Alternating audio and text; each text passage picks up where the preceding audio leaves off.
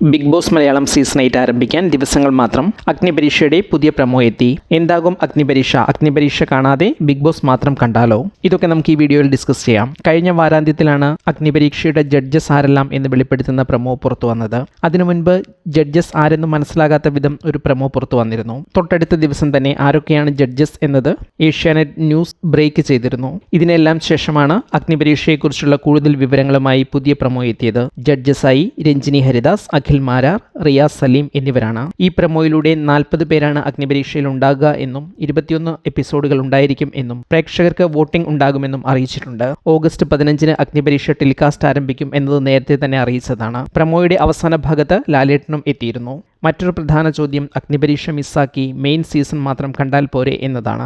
Big boss Malayalam season 8-ന്റെ ഒരു pre show എന്ന നിലയിലാണ് അഗ്നിപരീക്ഷ ഷോ. തീർച്ചയായും സീസണിന്റെ തുടക്കവുമായി ബന്ധപ്പെട്ട ചിലതെങ്കിലും ഒരുപക്ഷെ ഈ പ്രീ ഷോയിൽ ഉണ്ടാകും. മാത്രമല്ല ഈ ഷോയിലൂടെ പ്രേക്ഷകർക്ക് കോമണർ മത്സരാർത്ഥികളെ കൂടുതൽ അറിയാനാകും. ഒരുപക്ഷെ വിന്നർ ആകാൻ കഴിയാത്ത കോമണേഴ്സിനെ പോലും ഈ ഷോയിൽ കാണാനും അവരുടെ പ്രകടനം വിലയിരുത്താനുമുള്ള അവസരമുണ്ടാകും. മാത്രമല്ല അഗ്നിപരീക്ഷയിലെ മത്സരങ്ങളും തിരഞ്ഞെടുപ്പും അത്ര നിസ്സാരമായിരിക്കില്ല. അതുകൊണ്ട് തന്നെ അഗ്നിപരീക്ഷ മുതൽ തുടങ്ങുന്നത് വളരെ നന്നായിരിക്കും. അഗ്നിപരീക്ഷ ഷോ തീപ്പൊരിയാകും എന്നത് തന്നെയാണ് ഷോയുടെ തീം. ഫയർ, തീ, തീക്കനൽ എന്നിവയൊക്കെ തീമാക്കിക്കൊണ്ട് കൗണ്ട് ഡൗൺ പോസ്റ്ററുകൾ ചാനലിന്റെ ഭാഗത്തു നിന്ന് ദിവസവും ഷെയർ ചെയ്യപ്പെടുന്നുണ്ട്. ഒരു തീപ്പൊരി ഷോ തന്നെ ഈ അഗ്നിപരീക്ഷ ഷോയിലൂടെ പ്രേക്ഷകർക്ക് ലഭിക്കും എന്ന് കരുതാം.